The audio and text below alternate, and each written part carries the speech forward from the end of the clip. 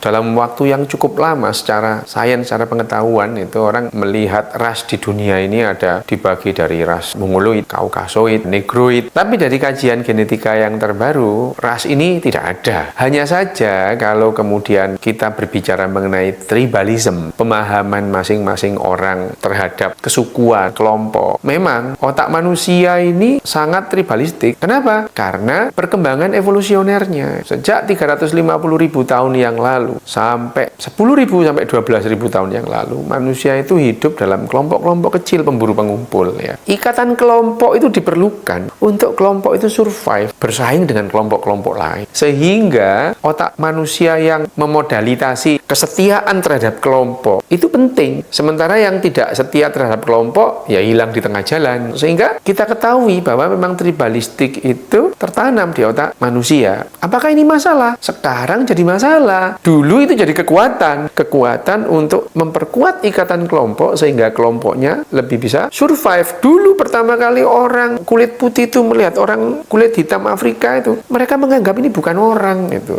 Sampai kapan? Sampai akhirnya mereka menyadari bahwa kita sama-sama manusia. Kemudian mulai memperlakukan sesama manusia itu sebagai layaknya manusia. Tapi otak tribalistik yang tertanam di otak kita itu tidak gampang dihilangkan. Meskipun istilahnya sekarang ada, itu kan konstruksi sosial. Jangan lupa konstruksi sosial itu juga hasil pemikiran orang dengan orang yang kemudian mereka mempunyai kesepakatan terhadap satu hal. Konstruksi sosial itu juga hasil kerja otak juga gitu ya.